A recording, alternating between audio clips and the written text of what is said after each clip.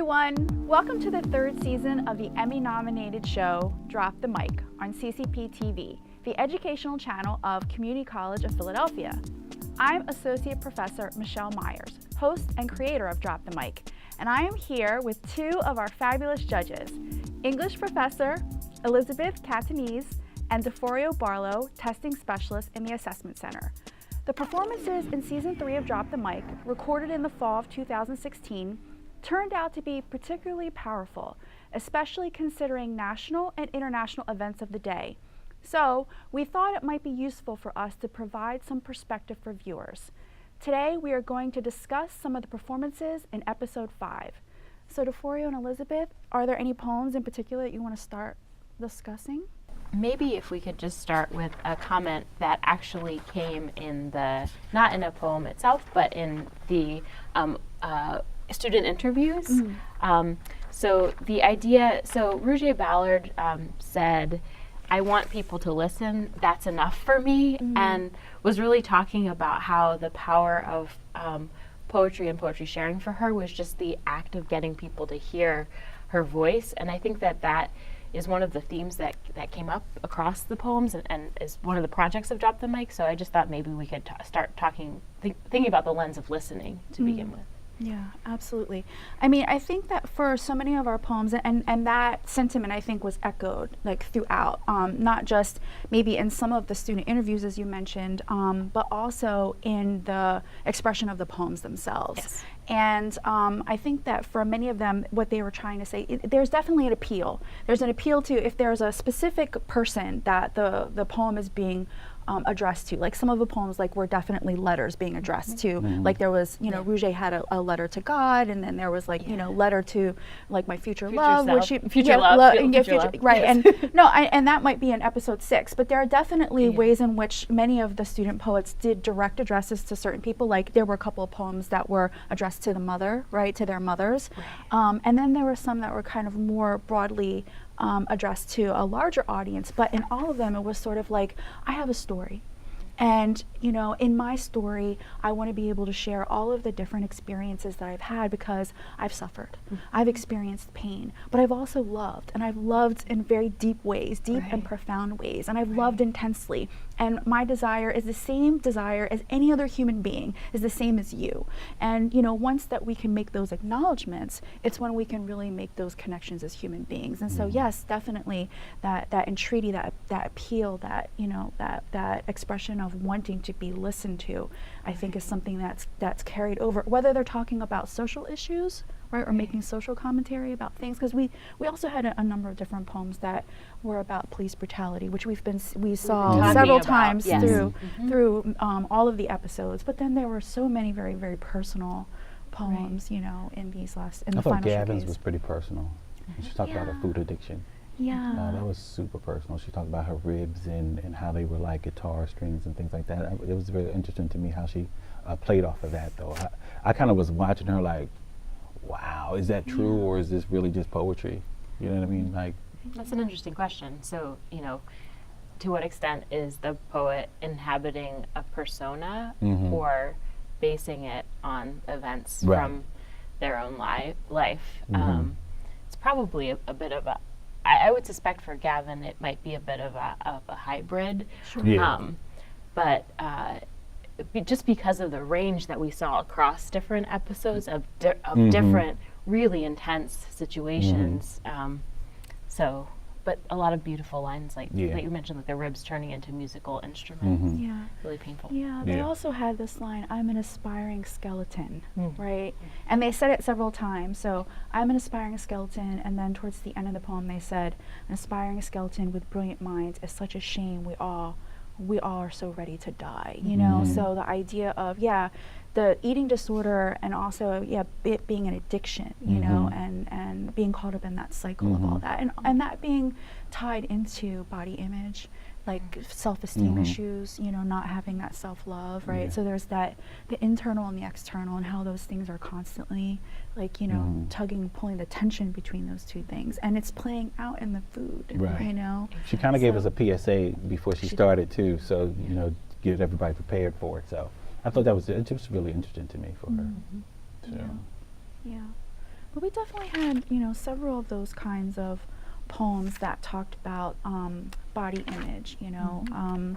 There was Meek Boss as well in that episode 5, where, and I felt like Meek Boss did this quite a lot in many of the poems that she shared, you know, from you know, the various episodes that she appeared on, and it's challenging the perception, right? So She you definitely know, challenged her perception. yeah, like, you know, the questioning whether or not perception is reality, and especially in terms of how she understands that people make assumptions and place judgment on her when they perceive her, you know what I mean? But I And thought she so- came across as very clear and confident in who she was, and she wanted you to know that in her performance, that I'm very happy with me. Yeah. Like one of the lines that I really that really stood out to me from the poem she showed in episode 5. She said, "I'm not what you see when you look at me. I'm picture perfect." You know, yeah, like really amazing. Yeah. But you can tell, I mean, from that poem and also some of the other poems you shared, you know, it was quite a journey for her to get to this point where she could, you know, proclaim this self-love. You know what I mean? This confidence. I think it's also an act. You have to reaffirm self-love, and writing and speaking poetry is also giving that message back to yourself. True. That, yes, I am confident, I can do this, and I want to impart that to others, but also speak to myself to remind myself that that's true. Yeah. Do you feel like she got more confidence each performance? I think so. Yeah, I I think think she they did. all do, actually. You know, and I think they talk about that in their interviews as well. Like, you know, they have the of course everyone has the nervousness, right, in the first round, and then they get that under their belt, and they're like, whoo, you know. And So they hear the critiques, and then they say, okay, what do I need to do to make this better the next time? Things like that. So. Right. Yeah.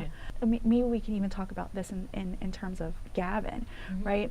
When they're saying their poem, they're like, they're fierce. You know what I mean? They have this, you know, in terms of expressing this uncompromising, unapologetic, emphatic declaration of self. But then as soon as the poem is over, they go back to, you know, they kind of close up or whatever. So it's like being able to construct the, you know, the ideal self that one would want to be. And it's like the freedom of being able to do that on stage, like getting behind the mic, even though it's obviously, you know, a scary experience to get in front of a group of people that you don't know. At the same time, it's so liberating, you know, and you can sometimes see that very process happening right before your eyes as they step up to the mic and then they start to So speak. if you talk about persona, you talk about Il's Wills. Oh wow! I mean, he's the master of persona. Yes. Yeah. Super persona. I think he's super talented. Yeah. Super talented. Yeah, definitely a wordsmith. Like he would be one of those kind of poets that we would say is a wordsmith. I mean, he's very comfortable. When he's on stage, he's in his element, and he can, you know, he can just as easily tell a story and then switch into a freestyle, into something that's more of a rap, you know, that has the cadence, you know, very hip hop influenced kind of structure. But you know, and I still think hold command of the whole crowd as well. So super the entire focused, time. like amazing focus, absolutely. And I know that you, as the judges, some of the comments that were given back to him was about how he was able to engage the audience, like from beginning to end, you know. And so yeah, definitely I agree about Il's Wills. Yeah. It's like poetic athleticism. Very true. Very true. I think Logical in many ways is similar in terms of the strength of his stage presence. Oh yeah. But I think he's more, you know, I don't want to take anything away from Il's Wills. Like I was going to say maybe perhaps in my view he's a bit more deliberate, intentional than Il's Wills. Like I think that Il's Wills is up. He definitely has poems where he has a very serious message that he's trying to communicate. But he's also up there to have fun. You know, and he recognizes that he has to fuse the message with entertaining. Right. And I'm also not saying that Logical isn't also interested in that. You know, clearly he is. He understands that he has to keep the audience with him. But I mean, in terms of the pacing, you know what I mean? He had a very, you know, good pace. He made sure that everything that he said was understandable, that was heard. Deliberate. And then the crafting of it. I mean, he had a lot of really great use of rhyme, you know, wordplay, puns, like all of those things I think were very well done with Logical's poem. And he was also talking about, again, Black Lives Matter, Right. which was a good recurring theme. And he had that moment when he was talking about the police and the camera phones as kind of tracking devices of people, but police being taped on phones as well, and the kind of circularity of that. I thought that was very interesting. And talking about being pawns in the game Yeah, as yeah, well. yeah, absolutely. And also in that poem, he addressed the issue of, perception becoming reality. So Right. it's like, as an African American man, just because he wears a hoodie, he is perceived as being threatening. Just because he wears a hoodie and he might be listening to music, he's perceived as being even more of a threat. And like, he just went through these various things, right? That, these quote unquote markers that people look at and they say, oh, this person is, up to no good, right? Is labeled or as has to be up to no good just because. just because, exactly. And so he challenges that, so I thought, that was also an excellent, and he also spoke to the anger, like, there wasn't ever a moment in the poem, like with some, like when we talked about in previous episodes, like Black Cancer's poem, clearly like filled with a lot of anger and relaying this experience of being pulled over by police. Now Logical in this poem, he talks about the anger in terms of, but he does it in a very, and this goes back to his name, right? Logical, in a very logical way. Right. He said, because of the way in which he gets perceived and categorized, right, on these very superficial kinds of things, and just immediately seen as being a threat as an African American man. He said, he had a couple of lines in his poems. One of them was, "I feel trapped, I just want to snap," right? And then he had another one, "Non-violent but willing to die standing up." You know what I'm saying? So, he also referenced the Black Panthers. He was like, "I'm not a Panther," Right. So like, he's not advocating for, angry kind of actions in response to police, but he understands it because he feels it, Right. and he has to kind of control it. But it's like, how much can you take Right. before you, like when he says, how much can you feel trapped where you get to the point where you want to snap? And he has And that it's hand also- gesture too, where he's like, it's like that, almost as if like, okay, I'm not gonna push forward in an angry way. It's like contained in those pauses and the just very subtle hand Like gestures. a silent protest to Yeah, me, where I'm going to still fight for it. I'm not going to say anything, but you're going to understand by my presence that I don't agree with what's going on. Right. So Yeah, very, very strong performance, Yeah. and a different, like, if we went from Ills Wills to talking about Logical, Yeah. different kind of performance styles, but still really very, good. very strong. Yeah. I agree. And maybe we could talk about some of the quieter poems with strong messages. So we had a collection of poems that were about love. So we had Stevie and we had Jay.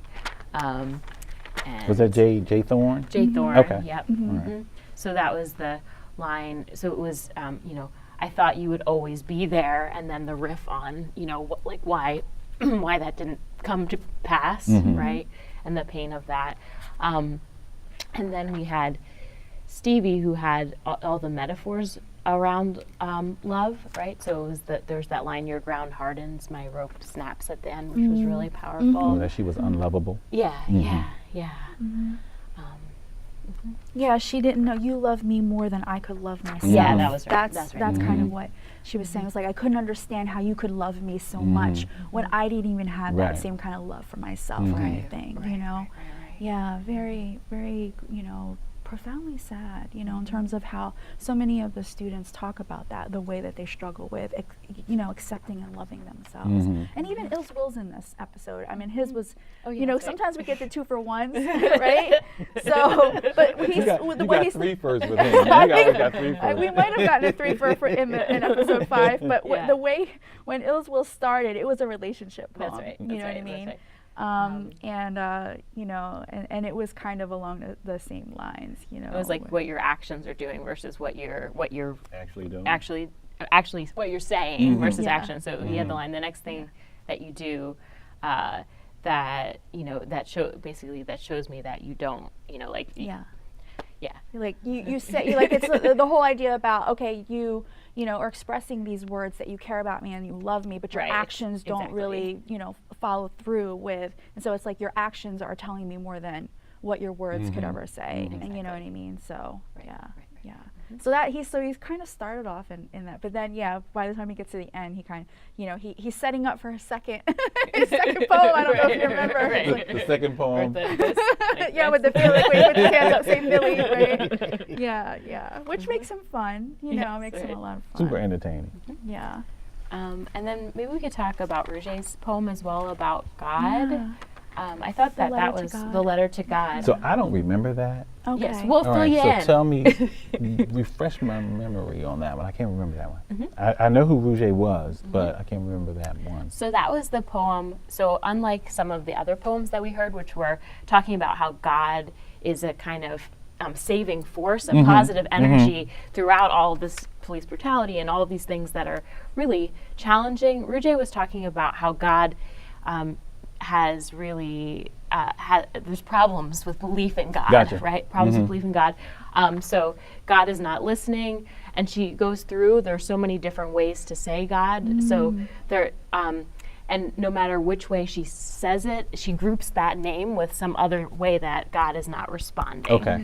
All right. Yeah, it's kind of like she lays out this process by which she is in this letter to God, kind of saying to God, I call you over and over again. It was also now I'm leaving this voice message, right? So it was also so it was like a letter to God, but Okay. it was also she was calling God, right? So there's obviously the play on the idea of call, right?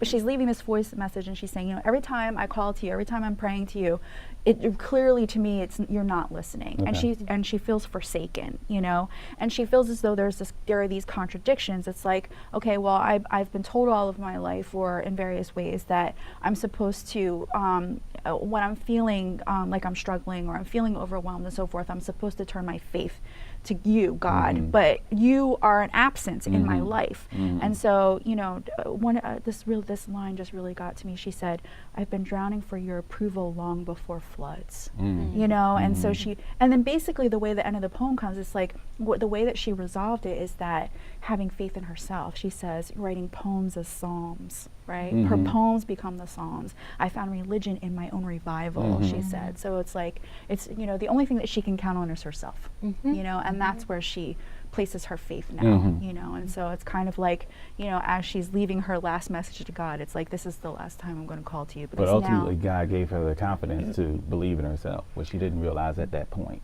Okay. Probably. Okay.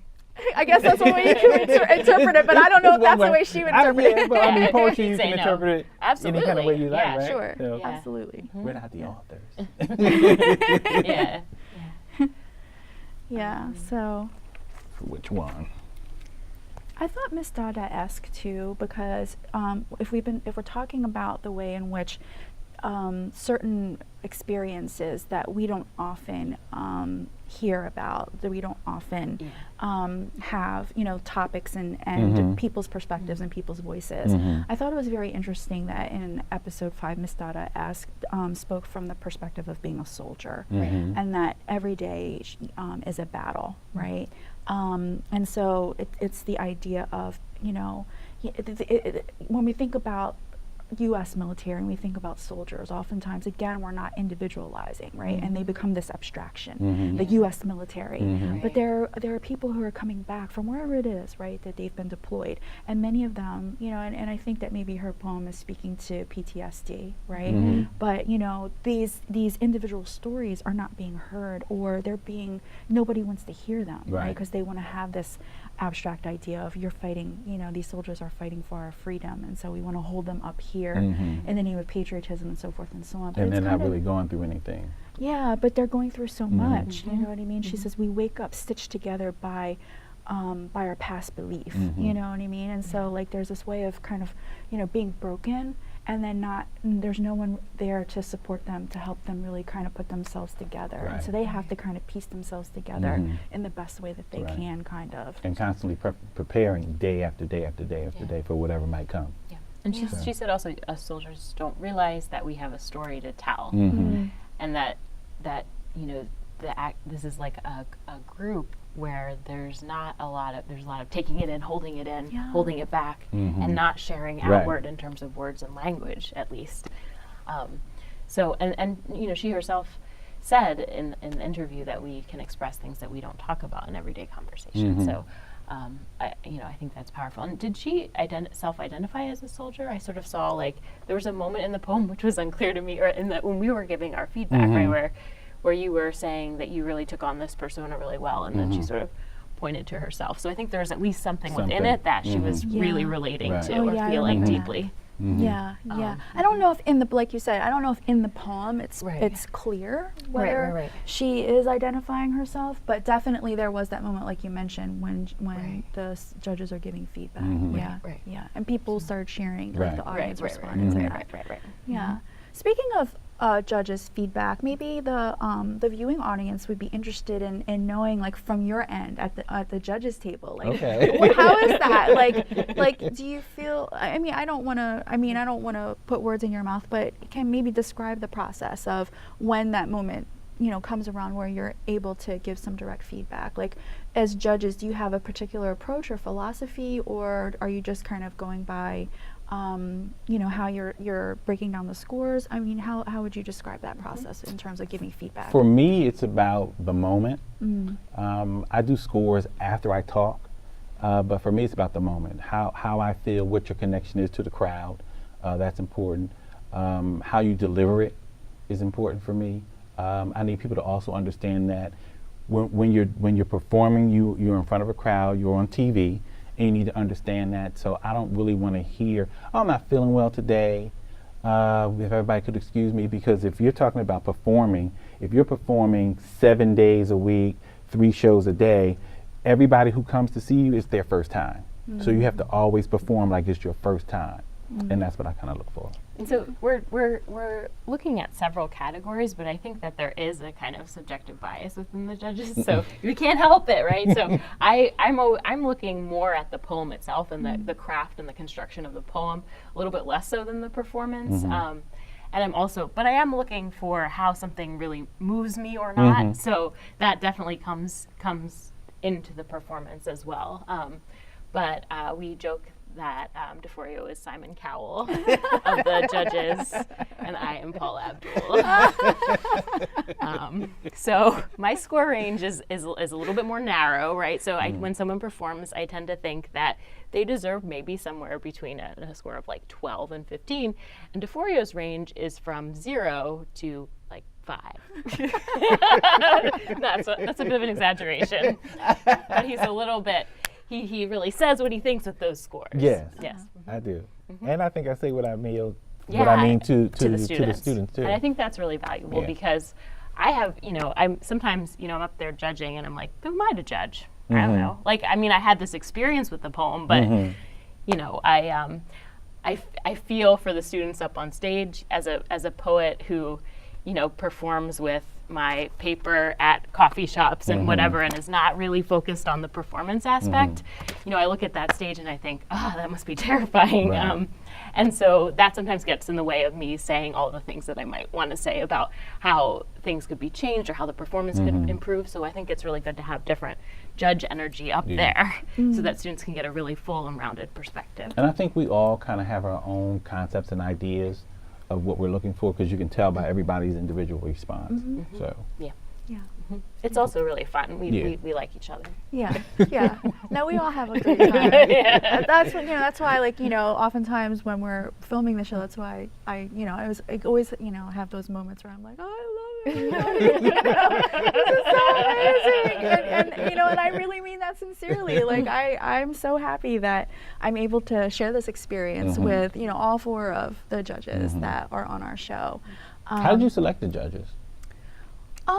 She picked the most awesome people on campus, obviously. Yeah, I mean, that's basically it. I mean, I don't know. I guess the way that I looked at, well, of course, DeForio, you were the first person that I chose, because in many ways, Drop the Mic wouldn't exist if the seed hadn't been planted by you, because, DeForio had mentioned this show called Verses and Flow, which is was airing on TV1, and he had asked me if I had watched it, and at that time I had said no, and so then I did watch a few episodes, and I was like, it would be so awesome if we had something like this at CCP. And then that's what I was like, why can't we? I didn't and know then that. That's when and then I went to Alan, right? Then I went to go meet with Alan Kovernick, and I pitched the idea, And then, you know, he believed in it. He was excited about the idea of being able to provide this opportunity, this space for students to share their poetry. And so, you know, so I had to have DeForio be involved with the judging, and we had a lot of fun talking about, you know, the plans for the show. And then I guess with everybody else, like I wanted to have a mix, you know. Right. So I definitely wanted someone from the English department who was a judge, and I don't know, just from the various experiences that I had with you, and also I wanted people who were going to be very supportive of the students, you know. So so in knowing like all of the work that you do with students and how supportive you are, and the students really respond to you, and the ways in which we had worked together, I just felt like you would be a great person to have as a judge. And then like with Kevin, like, you know, I've known Kevin ever since the Center for Male Engagement opened, and a lot of times when there are students over in a Center for Male Engagement who are into the spoken word poetry, like, you know, Kevin will give me a heads up about them or whatever, and I was like, well, it would be, and also I was thinking about personalities, you know, and TV and stuff, and Kevin has a really great personality. So, and then I wanted to have a student, but also I thought it would be great to be able to celebrate a student who had graduated from CCP. And so with Alicia, she was a part of the Spoken Word Poetry Club, you know, and she's a graduate of Community College of Philadelphia, and she's still out in the spoken word poetry scene in Philadelphia performing and stuff. And so she can give that perspective from having been a student here and also being out in the poetry scene and be able to give some feedback to students. And so that's how the judges were selected. So, but you know, again, I just think it's as far as all the people you know, who are giving this view, it's the what you guys do is so important, you know what I mean, because it's about empowering students, right? Ultimately, you know, yeah, we're giving out prizes and it's on TV and we tell the students and we say these things to them, but in the end, it's really about empowering them and helping them to realize that they have, you know, really amazingly powerful things to say, and just giving them the confidence, right, to be able to do that. And so, I think. For me, that's, you know, that's what is so rewarding about this show. And why we're Emmy nominated, right? Yes, Which is really I think people can see that. Yeah. So I guess as we're closing down, I also, maybe this is something that we can carry through when we start to talk about episode 6. Okay. But I also thought there was a lot of interesting, I'm getting the signal. So we'll table this and we will get to this when we talk about episode 6. So at this time, we are going to show season 3, episode 5 of the 2-time Emmy-nominated Drop the Mic. Enjoy. Yeah, that's wonderful. I think it's going to be really